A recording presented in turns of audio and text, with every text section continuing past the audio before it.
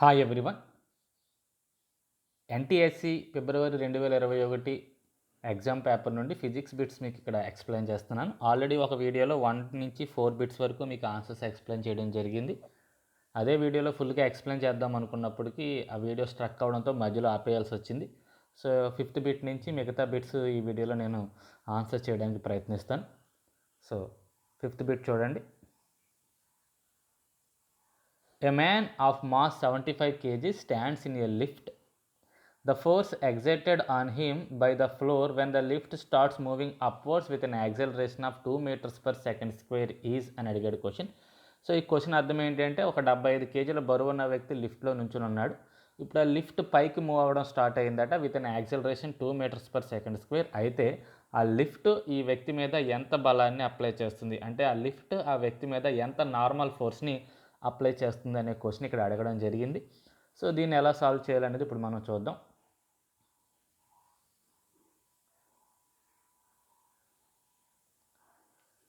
So ఇది వ్యక్తి యొక్క డయాగ్రామ్ అనుకోండి. సో లిఫ్ట్ కనుక కదలకపోతే అక్కడ లిఫ్ట్ ఎంత నార్మల్ ఫోర్స్ పనిచేస్తుందో కింద డౌన్వర్డ్లో అంతే గ్రావిటేషనల్ ఫోర్స్ పనిచేస్తుందని మనకు తెలుసు. సో ఇక్కడ గ్రావిటేషనల్ ఫోర్స్ ఎంత పనిచేస్తుంది, 750 న్యూటన్స్ అనేది మనకు అర్థమైంది. ఎలా వచ్చింది, m/g కదా, మాస్ ఇంటూ గ్రావిటీ. మాస్ ఏమో 75 kgs వెయిట్ అని ఇచ్చాడు. Gravitational force acceleration due to గ్రావిటీని మనం 10 కింద తీసుకుంటే అది 750 న్యూటన్స్ అయింది. యాక్చువల్గా అది ఇవ్వాలి, జీ వాల్యూ 9.8 అని ఇవ్వాలి. ఇవ్వని సందర్భంలో మనం ఏం చేస్తాము అంటే దాన్ని మనం 10గా తీసుకుంటాం అనమాట. 10గా తీసుకున్నప్పుడు ఏమవుతుంది అంటే అది 10 × 75 ఏమైంది, మనకి 750 న్యూటన్స్ అయింది. అది మనకి డౌన్వర్డ్ డైరెక్షన్లో పనిచేస్తుంది. లిఫ్ట్ మూవ్ అవ్వనప్పుడు ఇక్కడ ఎంత నార్మల్ ఫోర్స్ అయితే ఇక్కడ ఎంత గ్రావిటేషనల్ ఫోర్స్ అయితే పనిచేస్తుందో అంతే నార్మల్ ఫోర్స్ ఆపోజిట్ డైరెక్షన్లో పనిచేస్తుంది. కాబట్టి నెట్ ఫోర్స్ అనేది ఖచ్చితంగా 0 అవుతుంది. ఆ విషయం అర్థం చేసుకోండి. అంటే ఇక్కడ లిఫ్ట్ చూపిస్తున్న నార్మల్ ఫోర్స్లోంచి మనం ఈ గ్రావిటేషనల్ ఫోర్స్ తీసేస్తే, అంటే మా వ్యక్తి యొక్క వెయిట్ డౌన్వర్డ్ డైరెక్షన్లో పనిచేస్తుంది కదా, ఆ ఫోర్స్ని కనుక మనం తీసేస్తే, ఎంజీని కనుక తీసేస్తే మనకి అది 0 అవ్వాలి. సో అది నేను ఇక్కడ మీకు ఫస్ట్ ఈక్వేషన్గా ఇవ్వడం జరిగింది. When lift is at rest, lift కదలని సందర్భంలో ఏమవుతుంది అంటే ఈ నార్మల్ ఫోర్స్ ఆఫ్ ది లిఫ్ట్లోంచి ఈ డౌన్వర్డ్ డైరెక్షన్లో ఉన్న ఫోర్స్ని తీసేస్తే మనకి ఖచ్చితంగా 0కి సమానం అవుతుంది. ఎందువల్ల ఆ బాడీ రెస్ట్లో ఉన్నాడు కాబట్టి అతను. ఒకవేళ ఇప్పుడు లిఫ్ట్ కనుక మూవ్ అవ్వడం స్టార్ట్ అయితే నార్మల్ ఫోర్స్, మనం కూడా మూవ్ అవుతున్నట్టే కదా లిఫ్ట్తో పాటు అందులో ఉన్న వ్యక్తి కూడా మూవ్ అవుతున్నట్టే, కాబట్టి ఖచ్చితంగా నార్మల్ ఫోర్స్ ఇప్పుడు నెట్ ఫోర్స్ అనేది ఖచ్చితంగా 0 కాదనమాట. సో దేనికి సమానం అవుతుంది నెట్ ఫోర్స్? అప్పుడు నెట్ ఫోర్స్ అనేది మాస్ ఇంటూ యాక్సిలరేషన్కి సమానం అవుతుంది. ఎంత యాక్సిలరేషన్స్తో వెళ్తున్నట్టు ఇచ్చాడు క్వశ్చన్లో అంటే యాక్సిలరేషన్ 2 అని ఇవ్వడం జరిగింది. ఆ వ్యక్తి యొక్క మాస్ 75 కాబట్టి ఇక్కడ వచ్చే ఫోర్స్ ma అవుతుంది. అది 75 × 2 150 న్యూటన్స్కి సమానం అవుతుంది. సో మనం క్యాలిక్యులేట్ చేయాల్సింది ఏంటి, లిఫ్ట్ ఎంత నార్మల్ ఫోర్స్ని అతని మీద అప్లై చేస్తుంది అని అడిగాడు కాబట్టి, సో ఇప్పుడు అది నార్మల్ ఫోర్స్ ఏమవుతుంది అంటే ఈ 750ని మనం ఇటు సైడ్ తీసుకొచ్చేస్తే, ఈ 750ని కనుక మనం ఇటు సైడ్ తీసుకొస్తే అది +750 అవుతుంది. అలా మనకి 900 న్యూటన్స్ అనేది ఆన్సర్ అవుతుంది. సో దాని ఆన్సర్ ఎంత అంటే 900 న్యూటన్స్ అనమాట. సో ఇది కూడా మనకి ఏ కాన్సెప్ట్ అంటే మనకు 9th క్లాస్ కాన్సెప్ట్ మీద ఇక్కడ కూడా క్వశ్చన్ అడగడం జరిగింది. 9th క్లాస్లో ఉన్న మోషన్ ఒకటి, నెక్స్ట్ లాస్ ఆఫ్ మోషన్, ఈ 2 న్యూటన్ లాస్ ఆఫ్ మోషన్ ఉంది కదా, ఆ 2 చాప్టర్స్ మనకి ఈ ఎన్టీఎస్సీ ఎగ్జామ్ పాయింట్ ఆఫ్ వ్యూలో ఫిజిక్స్ నుంచి చాలా ఇంపార్టెంట్ టాపిక్స్ అవి. సో ఇటువంటి క్వశ్చన్స్ అన్నీ అక్కడ అడుగుతున్నాడు కాబట్టి వాటి మీద మనం బాగా దృష్టి పెట్టాల్సిన అవసరం ఉంది. ఓకే, నెక్స్ట్ క్వశ్చన్ చూద్దాం. 6th క్వశ్చన్ ఇక్కడ అసెర్షన్ అండ్ రీజన్ గురించి ఇచ్చాడు. Cooking food is difficult on hills. కొండ ప్రాంతాలు అంటే పైకి పర్వతాల మీదకి వెళ్ళినప్పుడు వంట చేయడం కష్టం అంటున్నాడు, వండడం కష్టం అన్నాడు. అది ట్రూ, అది కరెక్టే. అది రీజన్ ఏమి ఇచ్చాడో చూద్దాం. The boiling point decreases with increasing of pressure అన్నాడు. ఇది తప్పు, రీజన్ తప్పు. యాక్చువల్గా ప్రెజర్ పెరిగితే బాయిలింగ్ పాయింట్ కూడా పెరుగుతుంది. ప్రెజర్ పెరిగినప్పుడు బాయిలింగ్ పాయింట్ కూడా పెరుగుతుంది. అందువల్లే ప్రెషర్ కుక్కర్లో మనం ఏదైనా వండుతున్నప్పుడు త్వరగా ఉడకడానికి కారణం అందులో ఉన్న వాటర్ బాయిలింగ్ పాయింట్ పెరగడమే. సో ఈ రీజన్ తప్పు ఇవ్వడం జరిగింది. ఇది అసలు మొత్తం స్టేట్మెంటే రాంగ్ ఇది. కాబట్టి ఆన్సర్ ఏమవుతుంది అంటే ఏ ట్రూ అవుతుంది, ఆర్ ఫాల్స్ అవుతుంది. అది ఎక్కడ ఆప్షన్లో ఉందో చూడండి. అది మీ right answer. So A is true, R is false. కాబట్టి ఇక్కడ మన ఆన్సర్ ఏంటి అంటే 3 అనమాట. దీని ఆన్సర్ రీజన్ తప్పది. Next 7th question. A plane mirror is approaching you at a speed of 5 centimeters per second. So ఒక అద్దం కనుక మన వైపు 5 సెంటీమీటర్స్ పర్ సెకండ్ స్పీడ్తో వస్తుంటే అందులో ఉన్న ఇమేజ్ మన వైపు ఎంత స్పీడ్తో వస్తుంది అని అడిగాడు. సో చాలా ట్రిక్కీ క్వశ్చన్ ఇది. చాలామంది కన్ఫ్యూజ్ అయిపోయి అద్దం మన వైపు 5 సెంటీమీటర్స్ పర్ సెకండ్తో వస్తున్నప్పుడు అందులో ఉన్న ఇమేజ్ కూడా 5 సెంటీమీటర్స్ పర్ సెకండ్ స్పీడ్తోనే వస్తుంది అనుకుంటాం. కాకపోతే ఆన్సర్ 10 సెంటీమీటర్స్ పర్ సెకండ్ అవుతుంది. ఎందువల్ల అంటే ఇక్కడ మీకు అది ఎక్స్ప్లెయిన్ చేయడానికి ప్రయత్నిస్తాను, జాగ్రత్తగా అర్థం చేసుకోండి. ఇది మిర్రర్ అనుకోండి, ఇక్కడ మనం కూర్చున్నాం అనుకోండి, ఇది మనం అనుకోండి. సపోజ్ ఇది 10 సెంటీమీటర్స్ దూరంలో నేను అద్దం ముందున్నాను. నా ఇమేజ్ కూడా ఎంత దూరంలో ఉంటుంది, 10 సెంటీమీటర్స్ దూరంలో ఉంటుంది. ఓకే, సపోజ్ ఇది నా వైపు ఈ అద్దం కదులుతుంది అనుకోండి. సపోజ్ ఇది ఒక 2 సెంటీమీటర్స్ కదిలింది అనుకోండి. ఎంత కదిలింది? సో ఇప్పుడు మా డిస్టెన్స్ ఎంత ఉంటుంది, ఇక్కడ 2 సెంటీమీటర్స్ తీసేస్తే సాధారణంగా సరే ఒకసారి ఇది 10, ఇది 10 కాబట్టి నా నుంచి నా ఇమేజ్కి మొత్తం దూరం 20 సెంటీమీటర్స్ అవుతుంది. అది గుర్తుపెట్టుకోండి. అద్దం కదిలింది 2 సెంటీమీటర్స్ కాబట్టి సాధారణంగా చాలామంది ఇంకెంత దూరం ఉంటుంది అనుకుంటే 18 సెంటీమీటర్స్ దూరం ఉంటుంది అనుకుంటారు. అద్దం కదిలింది 2 సెంటీమీటర్స్ కాబట్టి ఇక నాకు నా ఇమేజ్కి మధ్య దూరం 18లోంచి 2 తీసేస్తే 20లోంచి 2 తీసేస్తే 18 ఉంటుంది అనుకుంటారు. కానీ అలా జరగదు. కారణం ఏంటి అంటే ఎప్పుడైతే అద్దం 2 సెంటీమీటర్స్ జరిగిందో ఇప్పుడు నాకు అద్దానికి మధ్య ఇందాక 10 అని చెప్పాను కదా, ఇప్పుడు 8 ఉంటుంది. ఇటు సైడ్ కూడా 8 ఉంటుంది కదా. అద్దంతో పాటు లోపల ఉన్న ఇమేజ్ కూడా కదులుతుంది కాబట్టి అది కూడా ఇప్పుడు నేను ఎంత దూరంలో ఉన్న 8, నా ఇమేజ్ కూడా 8 అయ్యేసరికి 16 అవుతుంది. అంటే అద్దం 2 సెంటీమీటర్స్ కదిలితే దానికి డబల్ అందులో ఉన్న ఇమేజ్ మనకు దగ్గర అవుతుంది. సో ఎంత 4 సెంటీమీటర్స్ దగ్గర. ఇందాక 20లో ఉన్నది ఇప్పుడు 16కి వచ్చేసింది. సో ఏమవుతుంది, డబల్ అవుతుంది. డబల్ స్పీడ్తో మన వైపు వస్తుంది అనమాట అది. కాబట్టి చాలామంది తప్పు ఆన్సర్ చేస్తారు. ఎప్పుడైతే అద్దం కనుక మన వైపు 5 సెంటీమీటర్స్ దూరం స్పీడ్తో వస్తుందో, 5 సెంటీమీటర్స్ పర్ సెకండ్ స్పీడ్తో వస్తుందో అందులో ఉన్న ఇమేజ్ దానికి డబల్ స్పీడ్తో మన వైపు వస్తుంది. అంటే ఆన్సర్ 10 సెంటీమీటర్స్ పర్ సెకండ్ అవుతుంది. వెరీ వెరీ ట్రిక్కీ క్వశ్చన్ ఇది. Next, a small bottle weights 20 grams when empty and 22 grams when filled with water. When it is filled with oil, it weighs 21.76 grams. Then the density of oil అని అడిగి, ఇది direct question, floating bodies నుంచి ఇవ్వడం జరిగింది. 9th class concept ఇది కూడా. So ఏంటి answer ఎలా చేయాలి అంటే మనకు డైరెక్ట్ క్వశ్చన్ ఉంది. Density of a liquid is equal to mass of the liquid by mass of the water. Mass of the liquid by mass of the water. ఈ ఫార్ములాను ఉపయోగించి మనం చేసేయచ్చు. ఇందులో మాస్ ఆఫ్ ది లిక్విడ్ ఎంత అంటే ఖాళీగా ఉన్నప్పుడు బాటిల్ 20 అన్నాడు, అదే లిక్విడ్ ఆయిల్తో ఫిల్ చేసినప్పుడు 21.76 అన్నాడు. కాబట్టి అందులో ఎంత ఆయిల్ పోసినట్టు అంటే 1.76 grams ఆయిల్ పోసినట్టు. అర్థమైంది కదా. ఖాళీగా ఉన్నప్పుడు 20, ఆయిల్ పోసినప్పుడు 21.76. ఎంత పెరిగింది, 1.76 పెరిగిందంటే అందులో మనం తీసుకున్న ఆయిల్ వెయిట్ 1.76. అలాగే వాటర్ చూడండి, ఖాళీగా ఉన్నప్పుడు బాటిల్ 20 అన్నాడు, వాటర్ పోసినప్పుడు 22 అన్నాడు. అంటే వాటర్ బరువు ఎంత వేసినట్టు 2. సో రెండింటిని డివైడ్ చేస్తే మనకు ఆన్సర్ వచ్చేస్తుంది. So the answer is 0.88. 1.76ని 2తో డివైడ్ చేయండి, 1.26ని 2తో డివైడ్ చేస్తే 0.88 g/cm³ వస్తుంది. మీకు ఆన్సర్ ఆప్షన్ 1లో కనపడుతుంది. సో దీని answer 0.88 g/cm³. Next question. A body of mass 50 kgs has a momentum of 3000 kg/m/s. Then the kinetic energy అని అడిగాడు. సో కైనెటిక్ ఎనర్జీ అనగానే 12mv² అనే ఫార్ములాని సాధారణంగా వాడతాం.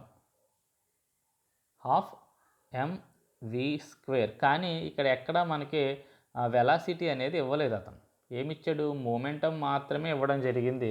సో ఇప్పుడు మనం మూమెంటమ్ను ఉపయోగించి, మూమెంటమ్ మాస్ ఉపయోగించి కైనెటిక్ ఎనర్జీని క్యాలిక్యులేట్ చేయమన్నాడు. అది ఎలా క్యాలిక్యులేట్ చేయాలనేది మీకు నేను ఎక్స్ప్లెయిన్ చేస్తాను. ఆల్రెడీ సమ్ చేసి ఉంచాను మీకోసం, అది ఇక్కడ నేను ఎక్స్ప్లెయిన్ చేస్తాను. సో జాగ్రత్తగా చూడండి. కైనెటిక్ ఎనర్జీకి ఫార్ములా KE = 12mv². నేను ఏం చేశాను, మూమెంటమ్ కావాలి. మూమెంటమ్ అంటే mv కదా, మరి మాస్ ఇంటూ వెలాసిటీ కాబట్టి పైన కింద దీన్ని మాస్తో డివైడ్ చేశాను. mతో కింద కూడా mతో డివైడ్ చేస్తే పైది ఏమైంది, m²v²/m అయ్యింది. పైన అప్ అండ్ డౌన్ దేంతో మల్టిప్లై చేశాను, మాస్తో మల్టిప్లై చేస్తే m × m m² అయ్యింది, కింద m వచ్చింది. సో మనకి m²v²/mగా మారింది. mv is equal to momentum కాబట్టి m²v² ఏమవుతుంది, మొమెంటంకి స్క్వేర్ అవుతుంది, అంటే దాన్ని మనం p²గా మార్చేసాను. సో ఫార్ములా ఎలా మారింది, ke = 12 p²/m అయ్యింది. ఇప్పుడు మనకి ఇచ్చిన వాల్యూస్ ఇందులో సబ్స్టిట్యూట్ చేయండి. ఏమి ఇచ్చాడు మనకి వాల్యూస్, మొమెంటం ఇచ్చేసాడు, p వాల్యూ ఏమో 3000 అని ఇచ్చేసాడు, మాస్ ఏమో 30 అని ఇచ్చేసాడు, మాస్ ఏమో 50 అని ఇచ్చేసాడు. ఆ వాల్యూస్ ఇక్కడ సబ్స్టిట్యూట్ చేసేస్తే ఎలా మారింది, p² అంటే p ఇంటూ p కదా, అంటే 3000 ఇంటూ 3000/50 అయ్యింది. సో ఈ 0 కట్ అయ్యింది, ఈ 5 ఈ 300లో 60 టైమ్స్ కట్ అవుతుంది, ఈ 2 వెళ్ళి ఈ 60లో 30 టైమ్స్ కట్ అయితే 30 ఇంటూ 3000 మిగిలింది. మీరు కావాలంటే క్యాన్సిలేషన్స్ చేసి చెక్ చేసుకోండి. సో 30 ఇంటూ 3000 దట్ ఈస్ కూడా 90,000 జౌల్స్ అనేది మనకి ఆన్సర్ అయ్యింది. అది మీకు ఇక్కడ ఆప్షన్స్లో ఎన్నో ఆప్షన్గా ఉందో చూడండి. సెకండ్ ఆప్షన్గా మీకు 90,000 జౌల్స్ కనపడుతుంది. సో అది దాని ఆన్సర్ అనమాట. సో ఇది మనకి power and energy, work, power and energy some chapter ఉంది, 9th లాస్ట్లో ఉంది. ఆ చాప్టర్ నుంచి ఇక్కడ క్వశ్చన్ అడగడం జరిగింది. సో 9th క్లాస్ని బాగా ప్రిపేర్ అవ్వాల్సి ఉంటుంది. 9th as well as 10th రెండింటిని చూసుకోవాలి. ఓన్లీ 10th చూసుకుంటే మాత్రం ఎన్టీఎస్సీ సెలెక్ట్ అవ్వరు. కాబట్టి ఎన్టీఎస్సీకి ప్రిపరేషన్ అనేది 9th స్టాండర్డ్ నుంచే స్టార్ట్ అవ్వాలనే విషయం గుర్తుపెట్టుకోండి. Assertion: The refractive index of kerosene is more than that of water. The refractive index of kerosene is more than that of water అన్నాడు. ఎస్ కరెక్టే. అది రిఫ్రాక్టివ్ ఇండెక్స్ కిరోసిన్కి ఎక్కువ, వాటర్కి తక్కువ. రీజన్ ఏమి ఇచ్చాడు, the density of water is more than that of kerosene. ఇది కరెక్టే. మామూలుగా డెన్సిటీ అయితే వాటర్కి ఎక్కువ, కిరోసిన్కి తక్కువ. అందువల్లే వాటర్ ఏమో కింద ఉంటుంది, కిరోసిన్ లేయర్ పైన తేలుతూ ఉంటుంది. రెండు కరెక్టే, కానీ ఈ రిఫ్రాక్టివ్ ఇండెక్స్కి ఇక్కడ ఈ డెన్సిటీకి ఎటువంటి సంబంధం లేదు. రీజన్ ఈజ్ నాట్ అప్రాప్రియేట్ అనమాట. అసర్షన్కి కరెక్ట్ ఎక్స్ప్లెనేషన్ కాదు ఇది. కాబట్టి both are true but is not a correct explanation అనేది మన ఆన్సర్ అవుతుంది. Both A and R are correct and R is not correct explanation of A అవుతుంది. కాబట్టి ఆన్సర్ 2 అనమాట దానికి. And next question ray diagrams మీద ఇచ్చాడు. ఇక్కడ మనకు కనబడుతుందేమో బైకాన్వెక్స్ లెన్స్ ఇచ్చాడు. బైకాన్వెక్స్ లెన్స్లో లైట్ ఇలా ప్యారలల్గా వచ్చినప్పుడు అది F1 నుంచి పాస్ అవుతుంది. ఇది కరెక్టే డయాగ్రామ్. సెకండ్ డయాగ్రామ్, ఏ లైట్ రే అయినా సరే ఈ ఆప్టికల్ సెంటర్ నుంచి పాస్ అవుతున్నప్పుడు వితౌట్ ఎనీ డీవియేషన్ పాస్ అవుతుంది. అది కరెక్టే. ఇక థర్డ్ది కాన్కేవ్ లెన్స్ వాడాడు. కాన్కేవ్ లెన్స్ వాడినప్పుడు లైట్ రే అనేది పైకి డైవర్ట్ అవుతుంది. అది కరెక్టే. అండ్ ఫోర్త్ డయాగ్రామ్ చూద్దాం. ఫోర్త్ డయాగ్రామ్లో మనకి తప్పు కనపడుతుంది. ఎప్పుడైతే మనం వాడుతుంది ఇక్కడ బైకాన్కేవ్ లెన్స్, అది మనకి ఫోకస్లోంచి వెళ్ళదు. అది ఎందువల్ల, అది డైవర్జింగ్ లెన్స్, అంటే అటు పైకి దూరంగా వెళ్ళిపోద్ది. అంటే లైట్ రే ఇలా వెళ్ళిపోవాలి తప్ప ఇలా కిందకి వచ్చే అవకాశం ఇక్కడ లేదు. కాబట్టి ఇది తప్పు. సో క్వశ్చన్స్ ఏంటి అంటే which of the following ray diagrams are correct అని కూడా 1, 2, 3 అనేవి మన ఆన్సర్స్. సో 1, 2, 3 ఎక్కడ ఉన్నాయో చూడండి. ఇక్కడ 1, 3, 2, ఇక్కడ కూడా 1, 2, 3, ఇక్కడ కూడా 1, 2, 3 కనపడుతున్నాయి. సో మ్యాచ్ చేస్తాం, తప్పు ఇవ్వడం జరిగింది. సో 2 రాసినా కరెక్టే, 3 రాసినా కరెక్టే, రెండు రైట్ ఆన్సర్స్ దీనికి. సో 1, 2, 3 రే డయాగ్రామ్స్ తప్పు, ఫోర్త్ రే డయాగ్రామ్ రైట్, ఫోర్త్ రే డయాగ్రామ్ మాత్రం తప్పు ఇవ్వడం జరిగింది. ఇక సో అయిపోయినాయి క్వశ్చన్స్. ఓకే, ఇక్కడ ఇంకా ఉన్నాయి. So 12th question, the distance between near point and eye of a person suffering from hypermetropia is 50 centimeters అని ఇచ్చాడు. సో నియర్ పాయింట్ ఇచ్చాడు. నియర్ పాయింట్ని మనం స్మాల్ d అనే లెటర్తో రిప్రజెంట్ చేస్తామని మీకు ఐడియా ఉంది. So small d is equal to 50 centimeters ఇచ్చాడు. Find the power of the lens అని అడిగాడు. సో ముందు మనం power of the lens calculate చేయాలి అంటే మనం ఫోకల్ లెంగ్త్ ఎంతో క్యాలిక్యులేట్ చేయాలి. మనకి స్మాల్ d వాల్యూ తెలిసినప్పుడు ఫోకల్ లెంగ్త్ ఎలా క్యాలిక్యులేట్ చేయాలనే ఫార్ములా మనకి టెక్స్ట్ బుక్లో ఇవ్వడం జరిగింది. 25d/d-25 అనే ఫార్ములా ఒకటి ఉంది. ఆ ఫార్ములా ఉపయోగించి మనం ఫోకల్ లెంగ్త్ క్యాలిక్యులేట్ చేసి దాన్ని రివర్స్ చేస్తే, అంటే 1/f చేస్తే మనకి పవర్ వస్తుంది. కాకపోతే ఇక్కడ ఇచ్చిన సెంటీమీటర్స్ కాబట్టి మనం 100/f చేయాలనే విషయం గుర్తుపెట్టుకోండి. Power is equal to 100/f చేస్తే మనకి పవర్ ఆఫ్ ది లెన్స్ ఎంత అని తెలుస్తుంది. 100 ఎందుకు వాడాను అంటే ఇక్కడ ఇచ్చిన సెంటీమీటర్స్ కాబట్టి. సో ఒకసారి సొల్యూషన్ మీకు ఆల్రెడీ నేను చేసి రెడీగా ఉంచాను, అదొకసారి చూద్దాం. So d equal to 50 centimeters ఇచ్చాడు. దాన్ని ఉపయోగించి నేను ఫోకల్ లెంగ్త్ క్యాలిక్యులేట్ చేస్తున్నాను. ఫోకల్ లెంగ్త్కి ఫార్ములా 25d/d-25. సో ఇలా క్యాలిక్యులేట్ చేసి నేను చేసినట్టు కూడా క్యాలిక్యులేట్ చేయొచ్చు. సో పవర్కి ఫార్ములా ఏంటి, 100/f. 100/f అంటే ఇక్కడ f రెసిప్రోకల్ తిరగేసాను కాబట్టి ఇది పైకి వెళ్తుంది, అదేమో కిందకు వస్తుంది. d - 20/25dని ఇక్కడ 100 ఉంది కాబట్టి ఇక్కడ నేను 100తో మల్టిప్లై చేయడం జరిగింది. అర్థమవుతుంది కదా? అర్థం కాని వాళ్ళు మీరు ఈ ఫార్ములా ఉపయోగించి ఎఫ్ని క్యాలిక్యులేట్ చేయండి. d ప్లేస్లో ఎంత పెట్టుకోవచ్చు, 50 పెట్టుకుని చేసుకోవచ్చు. అర్థమైన వాళ్ళు దీన్ని ఫాలో అవ్వండి. సో ఇప్పుడు d ప్లేస్లో నేను 50 పెడితే అది ఏమైంది, 50 - 25 బై, అర్థమైంది కదా? d ప్లస్లో 50 పెడుతుంది, 50 - 25/25 × 50 అయ్యింది. సో 50లోంచి 25 తీసేస్తే 25, 25 × 50/100 అది అలా ఉంచాను. నెక్స్ట్ కట్ చేశాను. ఇలా కట్ చేశాను, ఈ 50 ఇందులో 2 టైమ్స్ కట్ అవుతుంది. ఈ 25 క్యాన్సిల్ అయిపోతే ఆన్సర్ మనకి డైరెక్ట్గా 2 డయాప్టర్స్ వచ్చేస్తుంది. ఇలా అర్థం కాని వాళ్ళు డైరెక్ట్గా ఇక్కడ మనం d ప్లస్లో 50 పెడితే మనకి ఫోకల్ లెంగ్త్ వచ్చేస్తుంది. f = 25 × 50/50 - 25 చేస్తే 50 - 25 25 అవుతుంది. ఇది కట్ అయిపోతుంది. ఎఫ్ వాల్యూ ఎంత వచ్చింది, f = 50 సెంటీమీటర్స్ వచ్చింది. ఓకే, సో f = 50 వచ్చినప్పుడు పవర్ ఎలా క్యాలిక్యులేట్ చేస్తాం, 100/f కదా, 100/50 అంటే ఏమవుతుంది, 2. అలా అయినా 2 వస్తుంది, ఇలా అయినా 2 వస్తుంది. మీకు ఏది అర్థమైతే అలా క్యాలిక్యులేట్ చేయండి. సో దాని ఆన్సర్ 2 డయాప్టర్స్ అనమాట. So option number 2 is the right answer. Next question, if 10 grams of ice at 0 degrees Celsius, so ice ఉందట 10 grams 0 degrees దగ్గర ఉంది, దాన్ని 10 grams of water at 10 degrees Celsius రెండింటిని మిక్స్ చేస్తే తర్వాత వచ్చే టెంపరేచర్ ఎంత అని అడిగాడు. సో ఈ రెండు మిక్స్ చేసినప్పుడు ఇక్కడ ఐస్ ఏ టెంపరేచర్ దగ్గర ఉందంటే 0 degrees Celsius దగ్గర ఉంది. అంటే ఇక్కడ ఐస్ కరగడం స్టార్ట్ అవుతుంది. కరగడానికి కావాల్సిన హీట్ని దీని నుంచి తీసుకుంటుంది అనమాట. దేని నుంచి తీసుకుంటుంది, మనం కలిపిన వాటర్ నుంచి తీసుకుంటుంది. సో మొత్తం కరిగిపోతే టెంపరేచర్ తర్వాత పెరుగుతుంది, మొత్తం కరగడానికి అది సరిపోకపోతే అది 0 degrees దగ్గరే ఉంటుంది అనే విషయం గుర్తుపెట్టుకోండి. సో గుర్తుపెట్టుకోండి, ఇక్కడ ఇది కరగడానికి ఏమో హీట్ అవసరం, ఐస్ కరగడానికి హీట్ అవసరం. మనం ఎప్పుడైతే వాటర్ని ఐస్తో కలుపుతున్నామో ఇది హీట్ని రిలీజ్ చేస్తుంది, ఇదేమో హీట్ని తీసుకుంటూ ఉంటుంది. కాన్సెప్ట్ అర్థమవుతుంది కదా? ఐస్ ఏమో హీట్ని తీసుకుంటుంది, ఎందువల్ల అది కూల్ బాడీ కాబట్టి.